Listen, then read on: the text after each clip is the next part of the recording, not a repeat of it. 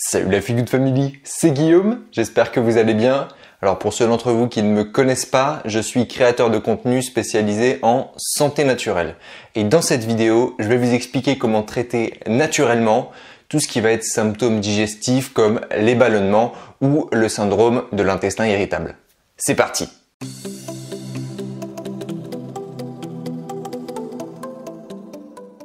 Depuis quelques années, on identifie de mieux en mieux les causes des problèmes digestifs comme ceux que je viens de vous donner, ballonnement, syndrome de l'intestin irritable, diarrhée, problèmes digestifs récurrents. Et les scientifiques se sont rendus compte qu'un certain type de sucre serait responsable de ce type de problème-là. Ils ont donné un nom à ce type de sucre, ils les appellent les FODMAPs. FODMAP, c'est l'acronyme de termes anglais un peu complexes.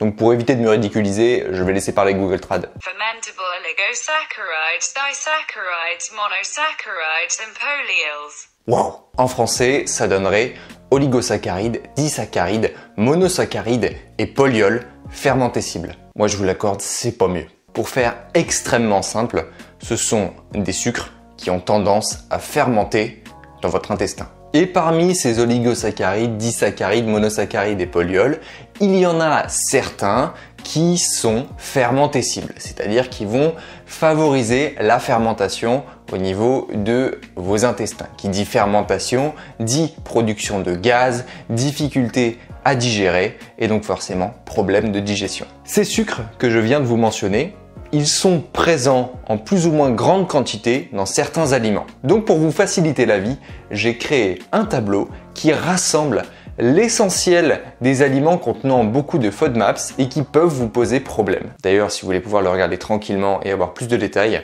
je vous mets dans la description un lien vers mon site où vous retrouvez ce tableau-là avec d'autres indications. Voilà donc la liste des aliments qui peuvent vous poser problème.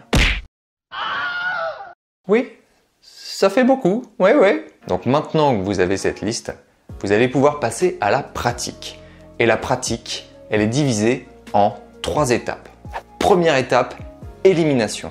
Vous allez éliminer chacun des aliments que vous voyez dans ce tableau de votre alimentation. Et ce, pendant une durée d'environ 1 mois. À l'issue de cette durée d'1 mois, vous n'aurez pas consommé d'aliments riches en FODMAPs. Vous allez faire un bilan et vous allez analyser si vous avez encore ou non des symptômes.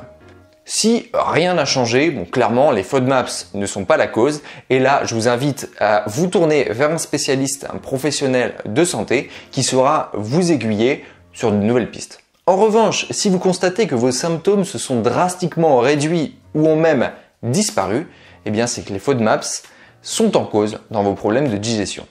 Donc qu'est-ce que vous allez faire maintenant? Eh bien passer à l'étape 2. Avant que vous criez à la famine et que vous m'accusiez de ne pas vous donner à manger, vous pouvez vous rendre dans la description et cliquer sur le lien dont je vous ai parlé précédemment. Et vous allez voir, je vous ai donné des alternatives aux aliments du tableau. Comme ça, vous allez pouvoir vous nourrir quand même lorsque vous allez éliminer tous les aliments. Étape 2, réintroduction. Vous allez progressivement réintroduire les aliments dans votre alimentation, les aliments qui posent problème, les aliments riches en FODMAPs. Comment vous allez faire ça? Vous allez procéder par type de sucre, donc oligosaccharides, disaccharides, monosaccharides, polyols, et par famille. Par exemple, dans les oligosaccharides, vous allez commencer par réintroduire les céréales. Et ça, vous allez le faire progressivement à chaque fois sur une durée d'1 semaine. Progressivement dans la semaine, vous allez réintroduire les céréales. Vous allez commencer par une petite dose de céréales, par exemple, et petit à petit, tant que vous ne ressentez pas les symptômes, tant que les symptômes ne reviennent pas, eh bien vous augmentez jusqu'à atteindre votre consommation normale. Et si jamais avant d'atteindre votre consommation normale, vous ressentez le retour des problèmes digestifs, n'hésitez pas à marquer le seuil, la quantité à partir de laquelle ça se produit. Et vous recommencez cette expérience pendant 1 semaine avec chacun des types de sucre, chacune des familles, à chaque fois donc céréales, vous pouvez passer ensuite aux légumineuses, etc. etc. Et vous allez donc petit à petit réintroduire les aliments. Vous n'allez pas conserver les aliments que vous avez réintroduits la semaine précédente, mais à chaque fois isoler la réintroduction. C'est-à-dire que si une semaine, vous avez fait donc la première semaine les céréales, et bien la semaine numéro 2, vous allez faire que les légumineuses. Vous allez retirer les céréales. Et à chaque fois, vous allez marquer votre seuil de tolérance. Comme ça, vous aurez connaissance de votre seuil de tolérance pour chacun des aliments, chacune des familles riches en FODMAPs. Une fois que vous avez fait cette réintroduction lente, que vous avez pu analyser vos seuils de tolérance, que vous avez pu analyser quels aliments vous convenaient, quels aliments vous convenaient moins bien, eh bien, vous avez une super base de données. Ça, vous la conservez bien parce que maintenant, vous allez passer à l'étape 3, l'adaptation. Maintenant, il va s'agir d'adapter votre alimentation en fonction de ces tolérances que vous avez découvertes. Vous allez réintroduire les aliments que vous tolérez jusqu'au seuil que vous tolérez et essayer de les consommer comme ça ensemble dans un mode global, on va dire. Si tout va bien, c'est parfait, vous avez votre nouveau protocole. Si petit à petit vous sentez qu'en réintroduisant tous les aliments ensemble, ça se passe pas bien, eh bien là à nouveau, essayez de réduire les quantités de certains aliments que vous sentez moins bien, de certains aliments sur lesquels le seuil de tolérance était faible, ce genre de choses. Et petit à petit, vous faites vos ajustements. Voilà. La solution, c'est clairement de s'adapter petit à petit, d'adapter son alimentation. Notez aussi que votre tolérance aux FODMAPs, elle n'est pas figée, c'est-à-dire qu'elle va évoluer. Donc n'hésitez pas, si jamais vous ne le sentez pas sur certains trucs, à réduire les quantités, à parfois supprimer. Et si jamais, c'est possible aussi, vous vous sentez super bien, n'hésitez pas aussi à essayer de réintroduire d'autres aliments riches en FODMAP que vous ne tolériez pas bien. Peut-être que votre seuil de tolérance aura changé et que, au final, ça se passera super bien. Voilà. L'idée, c'est de faire ces tests. Quoi qu'il en soit, si vous avez des problèmes digestifs, mettez ça en pratique, essayez, parce que ça peut être votre solution.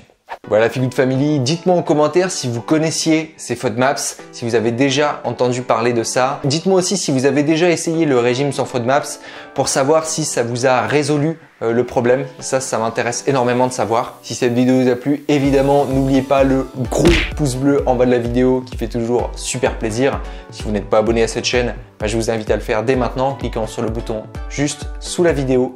N'oubliez pas non plus la petite clochette qui se trouve juste à côté si vous voulez être notifié à chaque fois qu'une nouvelle vidéo sort. Mes réseaux sociaux, vous les retrouvez dans la description comme d'habitude. Partagez cette vidéo autour de vous. En attendant, moi je vous dis à la prochaine. Let's feel good!